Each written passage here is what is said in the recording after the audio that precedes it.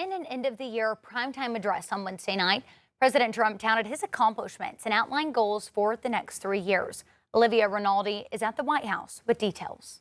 Totally failed. Now we're the hottest country anywhere in the world. In a speech to the nation Wednesday night, President Trump highlighted his achievements since returning to office. We inherited the worst border anywhere in the world, and we quickly turned it into the strongest border in the history of our country. The president painted a rosy picture of the U.S. economy under his leadership. We're poised for an economic boom, the likes of which the world has never seen. The president's remarks came ahead of new data Thursday that showed the consumer price index rose just 2.7% in November, indicating that inflation is easing.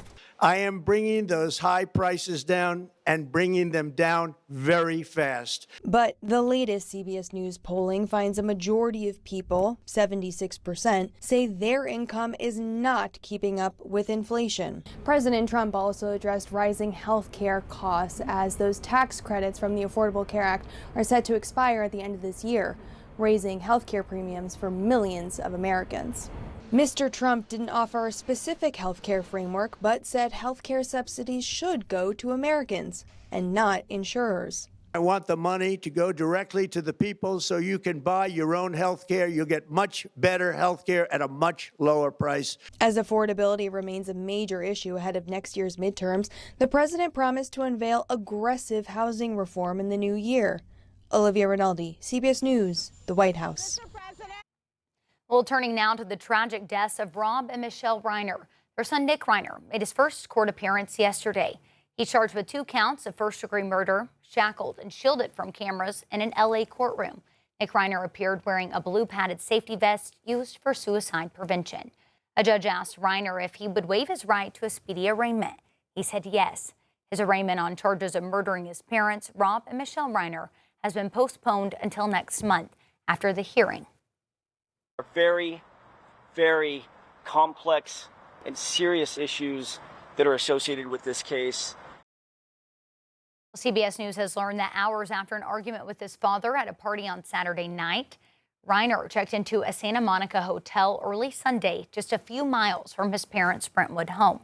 Authorities say Rob and Michelle Reiner were found later that day, stabbed to death in their bedroom.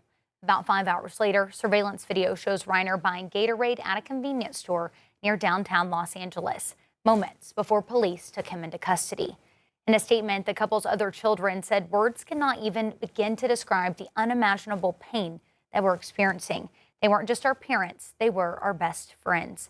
Nick Reiner has not entered a plea yet. He remains in jail without bail and is due back in court on January 7th. Well, now to the latest on the search for the gunman who killed 2 students at Brown University. Investigators have released new images of a second person. They say that he is not a suspect, but they do want to identify and talk to him, hoping that it will lead them to the shooter.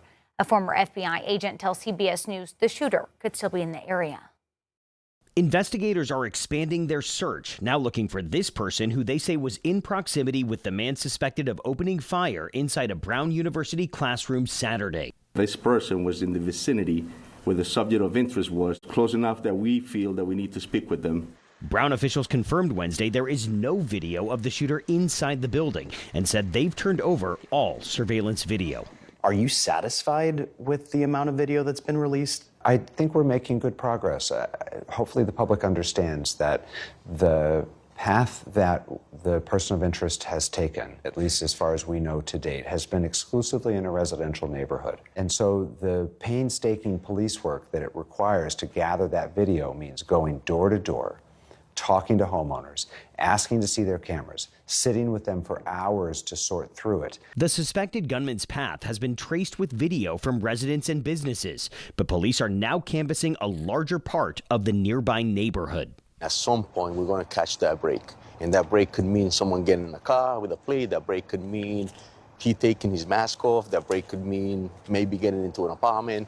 And it's that puzzle and that key evidence that will lead us to that person. Does that mean that right now, given the footage that you have, it's pretty much impossible or very challenging to identify this person of interest? It's challenging, but I got faith in the public. I got faith in our community. And despite this manhunt now entering its sixth day, a former FBI official says the shooter could still be in the area laying low to evade police. Meanwhile, the mayor told us there is no reason to believe that there is a threat to this community given all of the stepped up police patrols. Tom Manson, CBS News, Providence, Rhode Island. Well, a pretrial hearing is happening this week for the man accused of killing a man he says sexually abused his daughter. Aaron Spencer is charged with second-degree murder. This comes as he is running for Lonoke County, Arkansas sheriff. On Wednesday, prosecution and defense made arguments over a federal agent who specializes in cell phone technology, which pinged Spencer's phone to line up with the facts of the case. Defense argued that you can't pinpoint exact locations. That hearing will pick back up in the morning. Well, now to new information about a former Oklahoma youth pastor charged with first-degree rape. U.S. Marshals arrested Joseph Campbell in Elkhorn, Missouri. Investigators say that he has a number of victims dating back more than 40 years. He used to lead children's ministries at a church in Tulsa. An indictment alleges 2 incidents happened in 1984 involving 2 different girls. Well, 2 Oklahoma fishermen are recovering in the hospital after falling into the Illinois River near the Gore area. The Sequoia County Sheriff's Office shared this video of Wednesday's rescue. Deputies say the 2 men fell into the water and were quickly taken over by the cold water temperatures. Fishermen nearby witnessing what happened pulled them from the river and even had to give one of the men CPR. Both were flown to area hospitals. And we're following new developments in a case we've been tracking from the start: the deaths of Charity Powell and her twin children. All 3 were found shot to death in their home in Bonanza, south of Fort Smith. Earlier this month, new court documents are now shedding more light on what happens next. Wednesday, court filings showed Charity Powell's surviving son has been appointed administrator of her estate. The documents also ordered the state crime lab to release her body to him. The filings say the bodies of the twins will be released to their father, Randall Bialis. Investigators have not released any new details in the case. 5 News will continue to follow this story and bring you updates as they become available.